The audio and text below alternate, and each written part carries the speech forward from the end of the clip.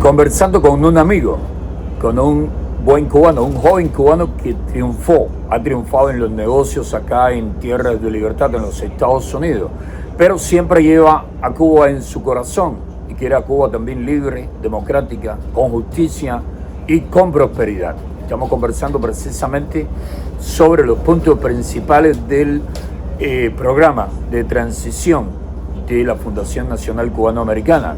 Él es uno de sus principales autores. Cuéntanos, Cuéntanos cómo vamos a sacar a Cuba de la parálisis, de la crisis tan profunda, tan extrema en que el castrocomunismo la ha hundido. Sí, bueno mira, el documento que preparamos resume en 13 pilares el plan de reconstrucción económica de Cuba. Yo te diría, y te lo voy a resumir primero y luego te voy a hablar de los 13 pilares en específico, pero los elementos fundamentales, José Daniel, es, número uno, la institucionalidad y esa base legal que requiere un proceso de desarrollo económico. Número dos, el concepto de que el cubano sea el protagonista de la reconstrucción de Cuba, y en los pilares voy a tocar mecanismos para que eso se logre. Número tres, es que Cuba desde el principio se desarrolle como una economía diversificada con una visión amplia de lo que Cuba puede ser. Y número cuatro, que haya una base de servicios sociales proveídas no por el gobierno, o sea, no que el gobierno provea los servicios, que eso lo que le da es control al gobierno, sino que el gobierno a través de un programa de vales le dé el dinero a la población para que la población ahora sea consumidora y la que decide de cómo consume la educación, cómo consume el cuidado médico, y que el sector privado provea esos servicios, porque el sector privado provee esos servicios de manera mucho más eficaz, más eficiente que cualquier gobierno. Además, cuando le das esos servicios al gobierno como monopolio, el gobierno te controla a través de ellos. Entonces, esos son los cuatro... Y genera corrupción, muchos problemas de corrupción, se aprovechan y la calidad de los servicios siempre termina siendo la peor. Pésima. O sea, son procesos lentos, burocráticos, la calidad del cuidado baja, la tecnología es mala, porque no existe un mecanismo que el capitalismo crea donde el buen rendimiento conlleva entonces realmente a un premio, que es la ganancia. Como decía Adam Smith, que no era de la generosidad o la benevolencia del carnicero, del panadero y del cervecero, de lo que obtenía buena carne, buen pan y buena cerveza. Correcto. Era de su deseo de darte un buen servicio porque quiere tener beneficio, correcto, quiere enriquecerse. Claro, y para estar a cargo de su familia, para cuidar a su familia.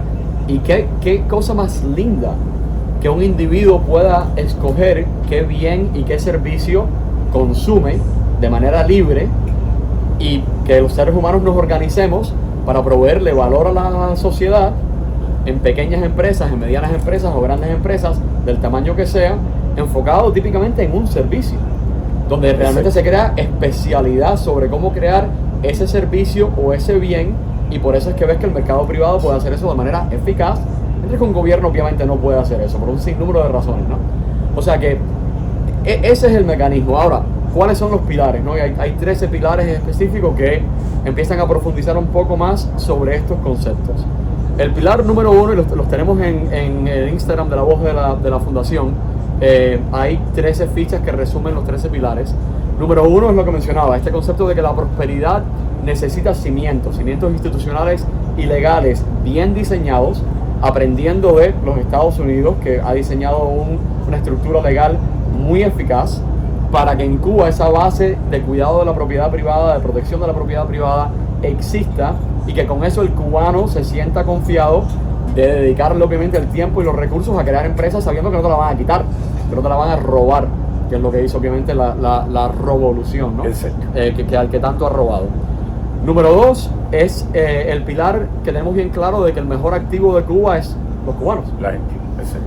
Lo ves claramente acá en Miami, en cuanto un cubano llega acá a Estados Unidos, lo rápido que avanzamos. O sea, al principio siempre es difícil. Yo vine de Cuba con 12 años, recuerdo lo difícil de ese principio, pero o sea, enseguida empiezas a resolver, te lo empiezas a inventar, y mira la ciudad que se ha creado acá en Miami, construida primordialmente por cubanos. Por cubanos. O sea que el activo principal que tenemos es la calidad del capital humano cubano, que estoy clarísimo que es maravilloso, inteligente, con una idiosincrasia de querer crear, de buscar negocios, y hay que abrir el camino a esa población cubana para que logre eso. O sea que ese segundo pilar es importante. El tercero es que lo que no está prohibido está permitido. Está permitido. Eso es un concepto de gobierno pequeño, esa es una mentalidad de gobierno pequeño. El gobierno no tiene derecho de ocupar grandes cantidades de espacio en una sociedad. El derecho se lo damos tú y yo, como Exacto. individuos, al gobierno. Y escogemos qué derechos le queremos dar y qué espacio le dejamos ocupar. Y la idea es que ocupen la menor espacio, la cantidad de espacio Exacto. posible, para que la sociedad libre pueda entonces ejecutar su vida. Entonces, este concepto de que si no está prohibido, está permitido, simplemente lo que habla es de que sea un sistema regulatorio pequeño, eficiente y que el gobierno ocupe poco espacio. Pilar número 4 es el concepto de que hay un sistema tributario digno de confianza. ¿A qué me refiero? En muchos países del mundo se ha creado sistemas tributarios muy complicados que consumen muchísimo tiempo y muchísima productividad de esos mismos países en la gente viendo cómo maneja pagar menos impuestos a las empresas. Pues en Cuba debemos aprender, como tenemos la oportunidad de comenzar un país de cero de nuevo, de esos errores y básicamente tener un sistema tributario simple, basado en las ventas. Una empresa le vende algo a otra empresa y ahí hay un impuesto. Yo como consumidor compro algo y ahí hay un impuesto, ¿no? La crítica con esto a veces es que esto es algo regresivo y que entonces el que menos tiene, pues proporcionalmente paga más impuestos. Eso es fácil de resolver porque el gobierno te puede devolver bajo un cierto nivel de ingreso lo que tú pagaste sobre las ventas. O sea que esa regresividad es fácil de eliminar y lo que creas es un sistema muy eficiente, muy eficaz. Entonces ese concepto es importante para que la economía crezca. El quinto. El quinto es que el dinero se mueva. ¿A qué me refiero? Para que Cuba pueda crecer tiene que entrar mucho capital exterior, tiene que entrar capital también doméstico girando dentro de la economía y eso tiene que existir para que obviamente las empresas tengan el financiamiento necesario para poder crecer, pero para que el cubano pueda comprar una casa, Exacto. para que el cubano pueda hacerse dueño de una finca y ponerla a producir. Todo eso requiere capital. Entonces, muy importante que desde el principio tengamos un mercado de capital eficiente y acá, o sea, como exilio cubano, tenemos el conocimiento de cómo hacer eso. Hemos vivido entre un mercado de capital el más grande y el más eficaz del mundo y vamos a servir como conductos para capital que entre a Cuba. Y eso va a pasar y que el cubano de Cuba sea el socio de ese capital. Y ese es el punto número 6.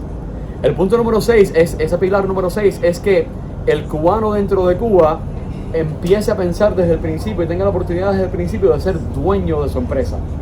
Inclusive si es una empresa grande que viene a invertir en Cuba, de que hayan beneficios tributarios entonces, si un cubano es como mínimo dueño de 10% de las acciones de esa empresa. Viene una empresa grande a invertir $100 millones, $1.000 millones. Bueno, pues si esa empresa quiere tributar menos dentro de Cuba, en estos impuestos de venta que te mencionaba, pues esa empresa le debe dar acciones de 10% o más a cubanos. Esas acciones se les puede dar sin capital. Eso lo hemos hecho nosotros. Mi empresa es una empresa de private equity, de inversiones. Yo le he dado acciones a miembros del equipo nuestro sin que tengan que invertir $1. ¿Por qué? Porque los quiero alineados con los propósitos nuestros como empresa y quiero que sean y que actúen como dueños. Entonces eso es un pilar muy importante para que el cubano desde el principio sea dueño.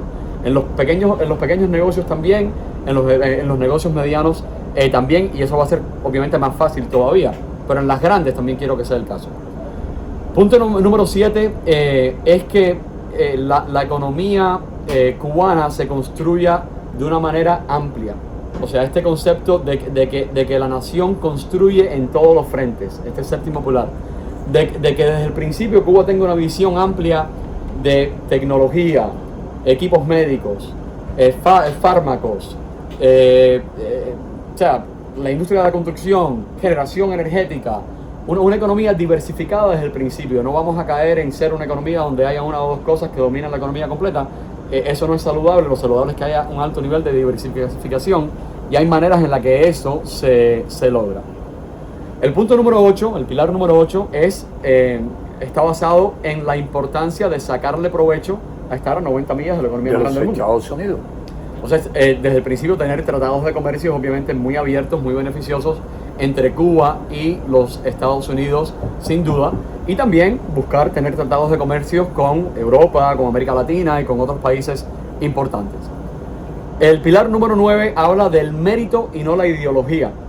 Este concepto, una vez más, donde el cubano, y esto va vinculado también con lo que voy a mencionar en un momento sobre la educación, pero que el cubano crezca por su mérito.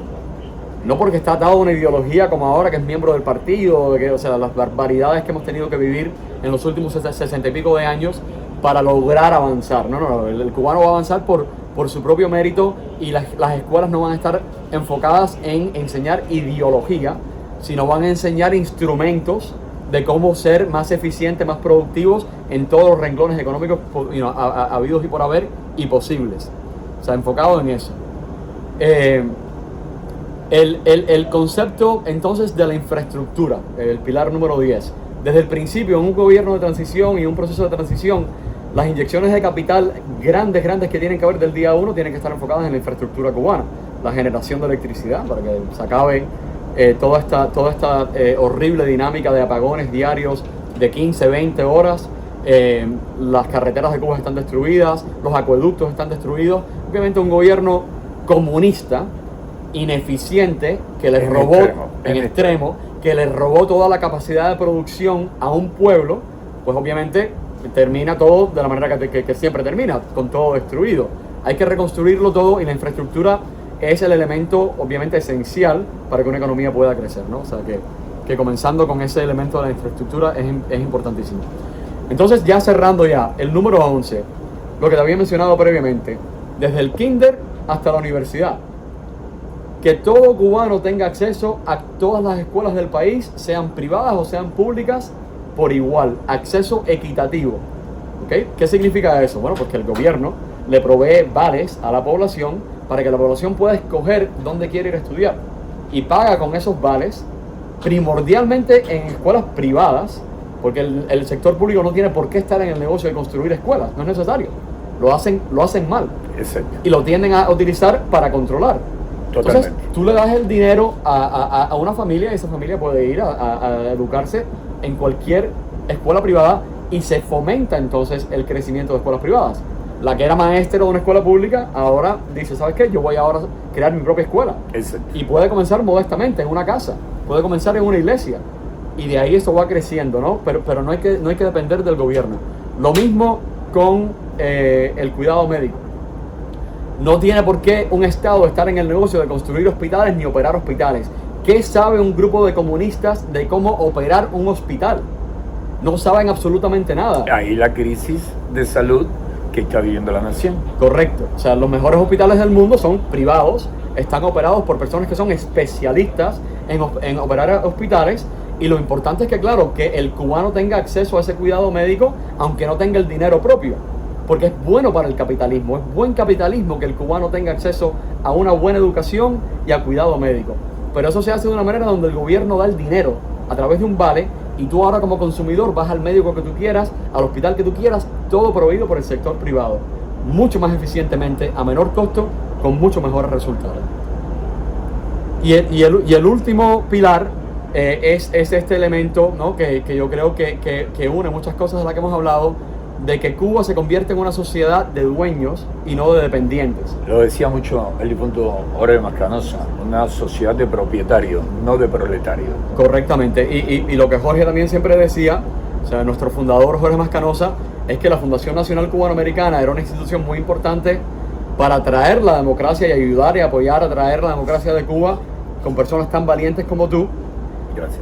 Pero que también la institución iba a tener su momento más importante cuando Cuba fuese libre y pudiese contribuir a la reconstrucción del país. Y estamos llegando a ese momento. O sea, que este concepto de que el cubano salga de ser dependiente y se convierta en dueño de su propia vida, de su futuro, a través de una pequeña empresa que funde, mediana, que se convierta en accionista en una empresa grande, que pueda ser un consumidor de educación a través de programas de vales, que pueda ser un consumidor de su cuidado médico a través de un programa de vales.